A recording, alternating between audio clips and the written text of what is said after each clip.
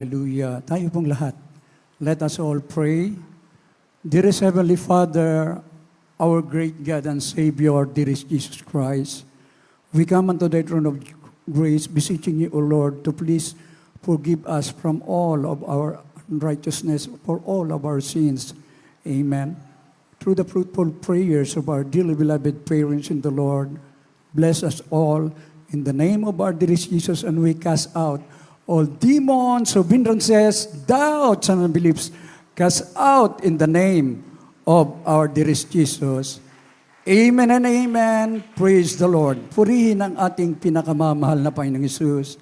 The highest praise, worship, glory, honor, and thanksgiving to our loving God and Savior, dearest Jesus Christ. And we give double honor and respect, and we will always remember and cherish the blessed preachings and teachings of our dearly beloved parents in the Lord. And to all the beloved Almeda family, hallelujah, praise the Lord. To our beloved preachers, beloved brethren, and our beloved visitors, even our live webcast viewers, welcome to the royal family of God. Amen. Rejoice in my highness. Magalak sa aking kamahalan. Atin pong basahin, mga minamahal ko, from the book of the prophet Isaiah, chapter 33, verse 3. Amen. The book of the prophet Isaiah, chapter 33, verse 3. At the noise of the tumult, the people fled. At the lifting up of thyself, the nations were scattered.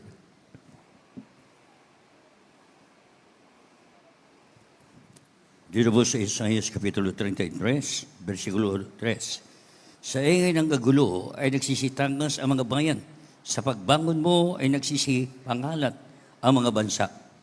Amen. Praise the Lord. At pakidagdagan po natin ang the book of prophet Isaiah, chapter 13, verse 3. Amen.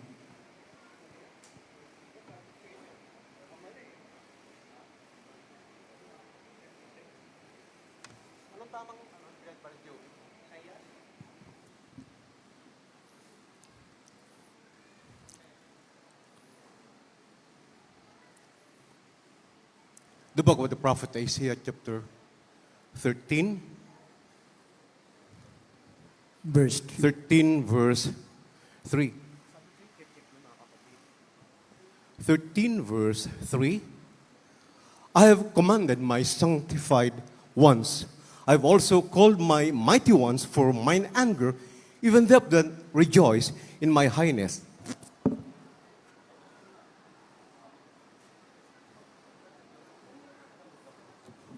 Dito po sa Isaiah 13, versikulo 3. Aking inutusan ang aking mga itinalaga. Oo, aking tinawag ang aking mga kapangyarihan na lalagay dahil sa aking ganit. Sa makatuwid bagay ang nangagagalak sa aking kamahalan. Amen. Amen. Praise the Lord. Sa kabila ng kaguluhan, mga mga ko, ang kaganapan. Sinasabi po ng banal na kasulatan, bawat isa po sa atin ay itinalaga. Tinawag ng makapangyarihan, lalaki. Kaya nga, mga minamahal, ang galit ng ating pinakamamahal na Panginoon ay nariyan na. Dumarating na, mga minamahal ko, upang marami pang tao ang tawagin, upang ipaalala na merong Diyos na nag-aantay ng kapatawaran, mga minamahal ko. Sa makatuwid bagay, ang mga nangagagalak sa aking kamahalan. Tayo po ay pinili ng ating pinakamamahal na Panginoon. Tayo ay nangagagalak sa kanyang kamahalan. Purihin ang ating pinakamamahal na Panginoon Jesus, na ang bawat isa sa atin, mga minamahal ko, ay tinawag upang maging ang bawat isa ay bantay sa sambahayan ni Israel. Magbibigay alam tayo sa kanila sa ganang kalooban ng ating pinakamamahal na Panginoong Jesus. From the book of Ezekiel, chapter 33, verse 7. Atin pong basahin, mga minamahal ko. The book of the prophet Ezekiel, chapter 33, verse 7. So thou, O son of man, I have set thee a watchman unto the house of Israel. Therefore, thou shalt hear the word at my mouth, and warn them from me.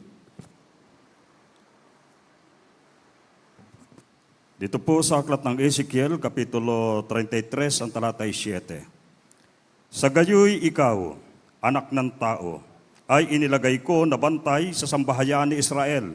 Kaya't dinggin mo ang salita na sa aking bibig, at magbigay alam ka sa kanila sa ganang akin. Amen. Amen. Praise the Lord.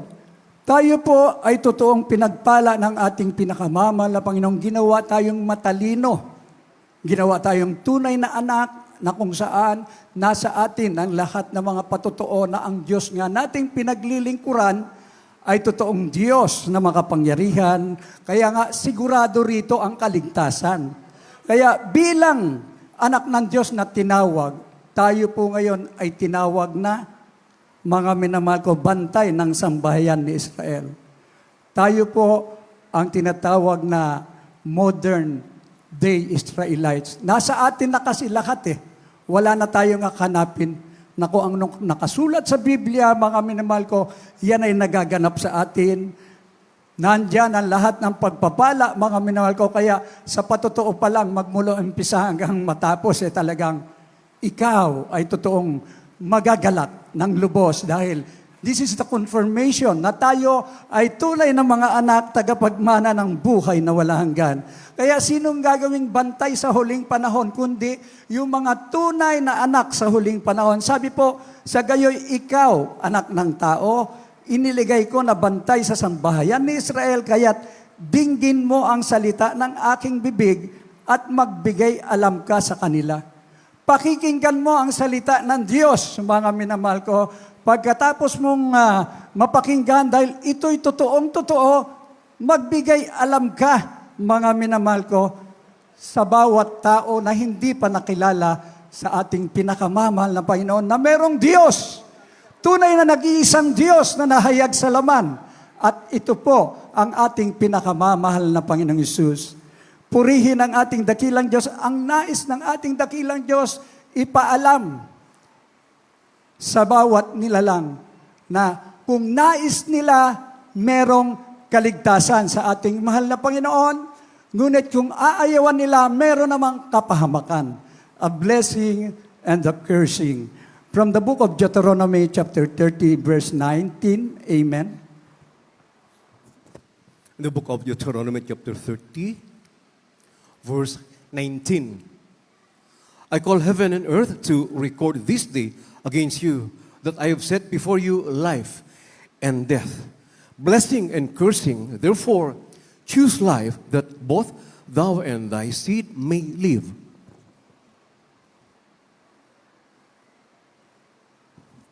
Dito po sa Deuteronomio Kapitulo 30, versikulo 19. Aking tinatawag ang langit at ang lupa na pinakasaksi laman sa iyo sa araw na ito, na aking ilagay sa harap mo ang buhay at ang kamatayan, ang pagpapala at ang sumpa. Kaya't piliin mo ang buhay upang ikaw ay mabuhay, ikaw at ang iyong binhi. Amen. Praise the Lord. Lahat magsabing praise the Lord.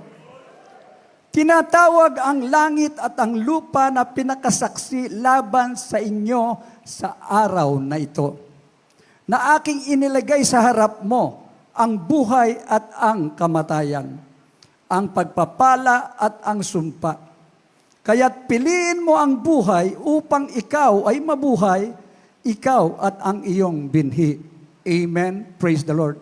Nasa sa atin ang pagpili. You have to choose.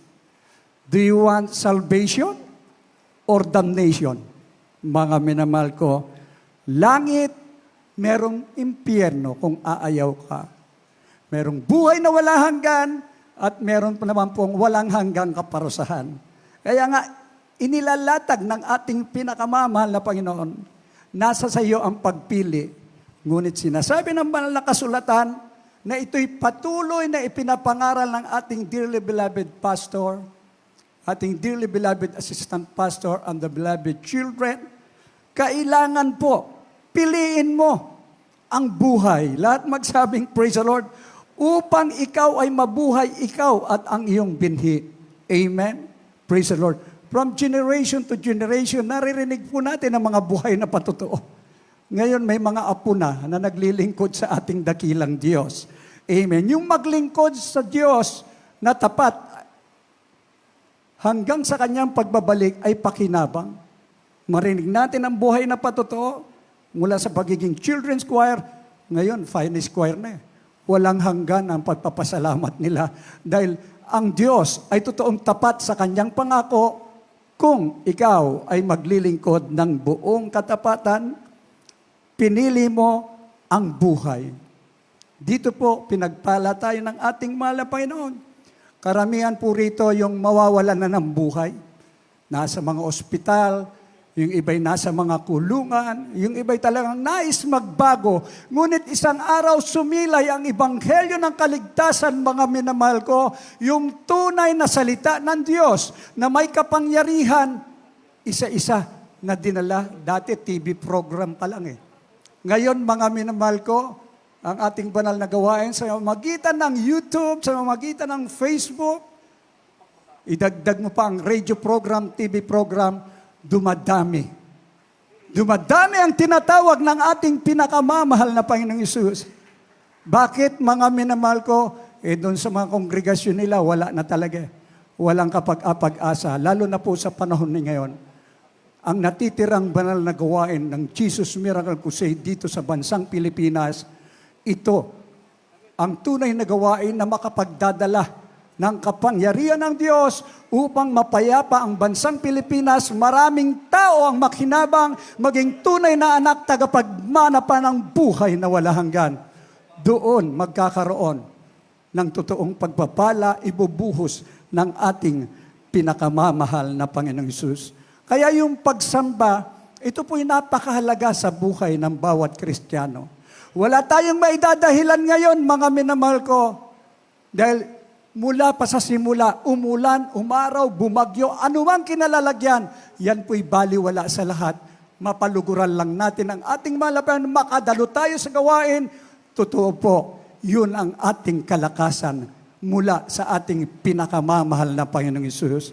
Kaya mga ating dearly beloved parents in the Lord, laging sinasabi, dumalo kayo ng dumalo.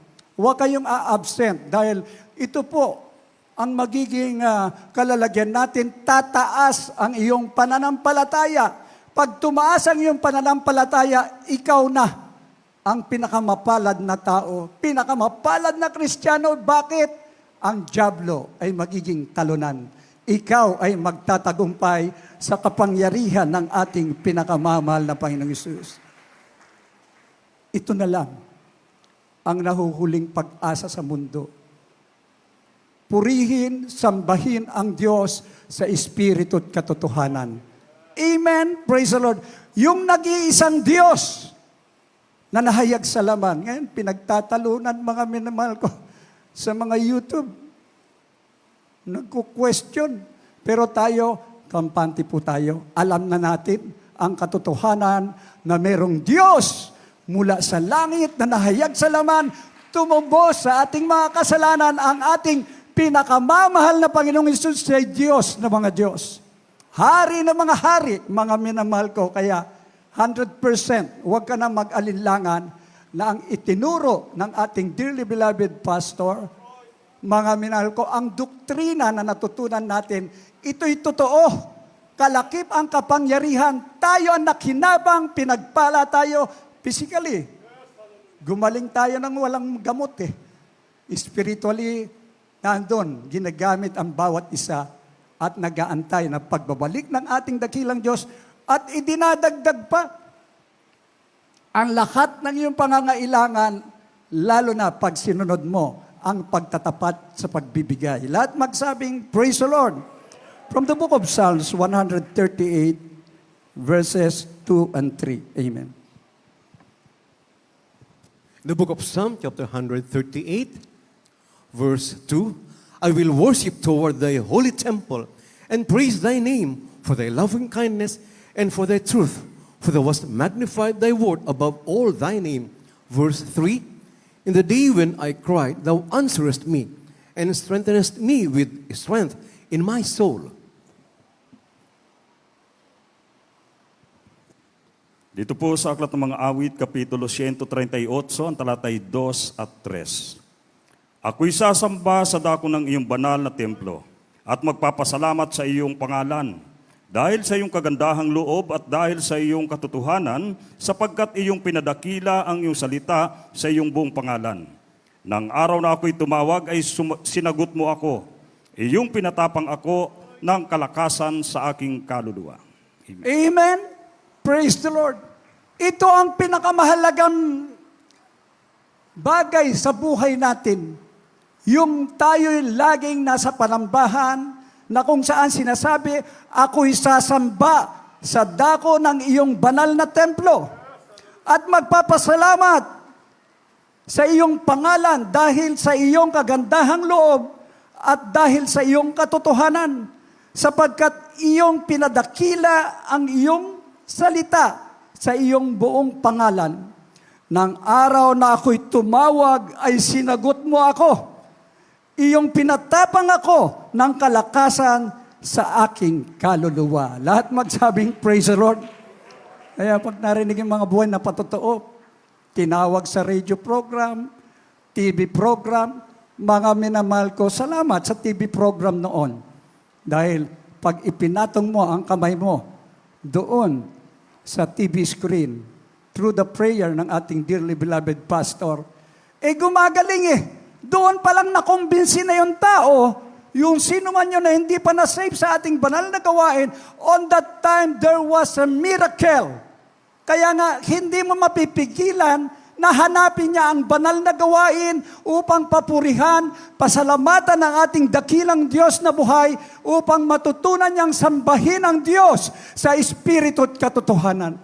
Yun ang pinakamahalagang bahagi ng buhay natin. Nakilala natin ang tunay na Diyos. Dati ang Diyos na sinasamba natin, mga minaman may kamay, hindi makatangan. May mata, hindi makakita. May paa, hindi makalakad. Maling turo ng ating mga relihiyon. Ngunit nakilala natin ang ating dakilang Diyos. Hindi natin siya nakikita, ngunit nakita niya ang ating mga daing. Ang ating mga karamdaman, ang ating mga problema, nais nating magbagong magkaroon ng tunay na kapayapaan. Totoo po, nakita niyang lahat. Ang ating pangangailangan, umuwi tayong may kagalingan, may kapayapaan na patunayan natin na tunay na Diyos ang ating pinaglilingkuran. Kaya nung araw na yon, tumawag tayo sa ating dakilang Diyos, sumagot siya.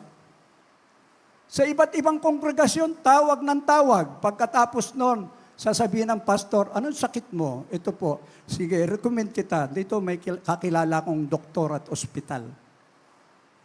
Saan ka makakita, mga minamahal ko, ang ipapanalangin nila, yung mga gamot? Naalala ko doon sa, sa dako ng PGH. May mga nangangaral po dyan doon sa Cancer Institute. Sinubaybayan namin, ano ba yung ginagawa nila? Mga minal yung prayer nila, sa pangalan ni Jesus, yung mga gamot at mga doktor ay gamitin mo upang gumaling ang mga pasyente rito. Mga minamahal, nakakalungkot. Ngunit nagkaroon silang pag-asa. Sige, tapos na kayo. Kami naman, pinakilala namin na ang ating pinakamamahal na Panginoong Hesus ay dakilang manggagamot. Siya ang magpapagaling sa inyo. Mga minamahal ko, dahil natagpuan namin ang tunay na pangangaral ng tunay na pastor, na ang ating pinakamamahal na Panginoong Hesus, hindi mo kailangan ng gamot at medisina. Dahil sinabi ko po ron, doon sa mga may mga sakit at mamamatay na.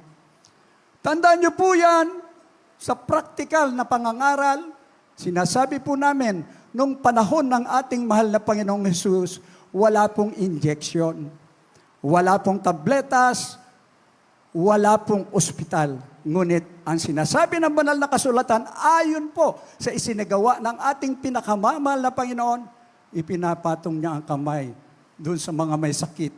Sa panalangin, sila'y nagsisigaling. At sa panahon natin ngayon, ang ating pinakamamahal na Panginoon Jesus is the same yesterday, today and forever. Kaya narito ang tunay na gawain na kung saan ang bawat tinawag may kapangyarihan, mga minamahal ko, na ipapatong ang kamay sa may sakit, sila'y magsisigaling. Amen? Paano natin makumbinsi yung mga inaakay natin? Paano, mga minamahal ko? We must tell them and show them. Kausapin mo, ngayon din, may mararamdaman kang kakaiba, yung kapayapaan at kagalingan. Umpisa pa lang yan, tanggapin mo ang mahal na Panginoon. Pagka panalangin mo, mga minamahal ko, totoo po, sa mabungang panalangin ng ating dearly beloved parents in the Lord, gumagaling eh. Tama ang salita ng Diyos, hindi po ito mapanghikayat sa karunungan ng tao. Ito'y mula sa kapangyarihan ng ating pinakamamahal na Panginoong Hesus. Subok na po natin yan, anumang sect at denominasyon, pag naniwala ka sa ating pinakamamahal na Panginoong Hesus, tanggapin mo siya bilang sariling tagapagligtas at the right moment. Kikilos ang ating mahal na Panginoon. Tatawag na lang sa iyo yan, sasama ako, dadalo ako. Bakit? Kagabi, naramdaman ko ang 40% na kagalingan. Amen! Praise the Lord! Kaya wala tayong dapat ikahiya o matakot. Kasi baka ipag-pray ko, delikado. Hindi po. Ang sabi ng mahal na Panginoon, ang sino mang tumanggap sa kanyang banal na pangalan, magtatamo ng pagpapala mula sa ating dakilang Diyos. Sasagot ang ating pinakamamahal na Panginoon. Kaya ang bawat isa sa atin, worship, ito ang pinakamahalaga sa ating banal na gawain.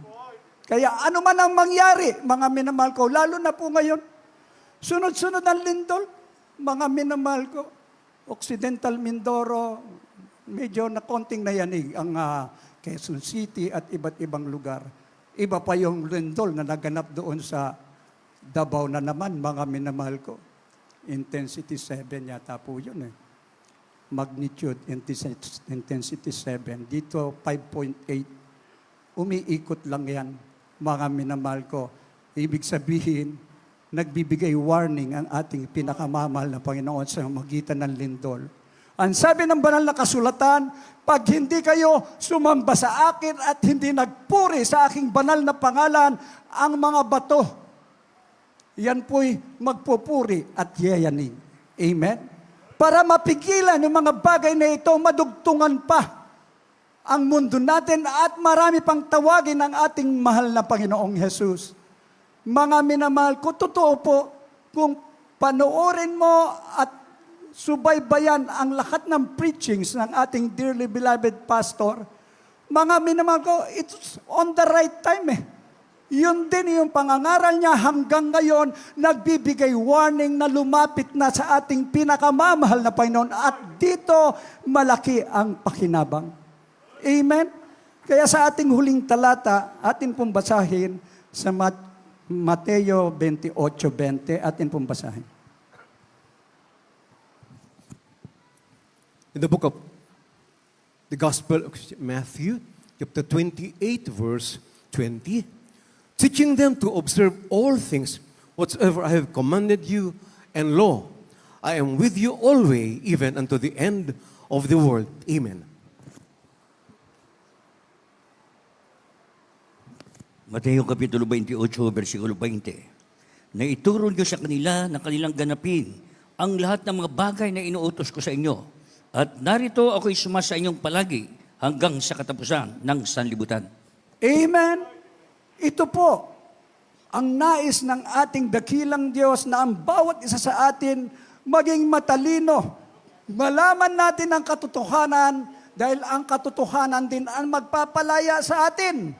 Na ituro ninyo sa kanila na kanilang ganapin ang lahat ng mga bagay na iniutos ko sa inyo at narito ako'y sumasa inyong palagi hanggang sa katapusan ng sanlibutan.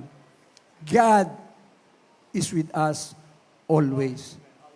Kasi habang nandito tayo sa mundo, ang banal na espiritu ay mawala sa atin, hindi po nalulugod ang ating pinakamamahal na Panginoong Hesus. Ngunit Kung ang turo, ang aral na ating napakinggan mula sa salita ng ating pinakamamahal na Panginoon ay ipamumuhay natin, ang sabi ng ating pinakamamahal na Panginoon, hindi kita iiwanan. Ako'y sumasa inyong palagi hanggang katapusan ng sanlibutan. Kaya maririnig po natin ng mga biglaan ba? Biglaan, nako, hold upper. Ganito. Mga minamahal ko, simple lang eh. Ang Kristiyano, nananahimik, nananalangin, mga minamahal ko, with full authority. Pagkatapos makapagsisi, i-rebuke mo yung lahat ng gawa ng dyablo. Totoo po. Lumalayas. Amen? Praise the Lord. Dito lahat ng disgrasya dumarating sa bawat isa sa atin. Ngunit sa ating panalangin, nagsusumamo sa ating mahal na Panginoon, totoo po, inililigtas tayo ng Diyos. Lahat magsabing, praise the Lord. Yan ay pangako ng ating dakilang Diyos hanggang katapusan ng sanlibutan. Kasama natin siya. Bakit ipinapahintulot yung mga bagay na yon? Pagsubok yan upang malaman mo na siya ang Diyos na makakasama mo hanggang sa pagbabalik ng ating pinakamamahal na Panginoon. Sa gayon, sabi nga ng ating nabasa, mga minamahal ko, tayo po ay lubos na pinagpala ng ating pinakamamahal na Panginoon. Sabi po ng Isaiah 13:3, aking inutusan ang aking mga itinalaga, oo, ang aking tinawag, ang aking mga makapangyarihang lalaki dahil sa aking galit. Sa makatuwid bagay, ang nangagagalak sa aking kamahalan. Meron pong galit ang Diyos kung ikaw ay gagawa ng masama. Ngunit, ang kabutihan naman ng Diyos ay darating sa iyo, mga minahal ko, at mga gagalak ka sa kamahalan. Ang sabi po, mga minahal sa English, rejoice in my highness. Yan po ay totoong pangako ng ating pinakamamahal na Panginoon. Kaya pag narinig natin ang mga buhay na patotoo, babanggitin nila, kamanghamang nga ang gawa ng Diyos. Sino ang hindi maglilingkod sa Diyos na ating pinaglilingkuran? We have everything, mga minamahal ko. Nasa atin na ang lahat ng pagpapala, simula sa pisikal, material, higit sa spiritual. Wala nang panahon para manlamig, kundi ang gagawin na lang natin, tayo'y maglilingkod sa ating pinakamamahal na Panginoon upang gamitin sa huling panahon, mga minamahal ko. Ang dami po, iba na yung panahon natin ngayon eh. Kahit pumunta ka sa mga outpatient na hospital, ang dami po ang mga pasyente.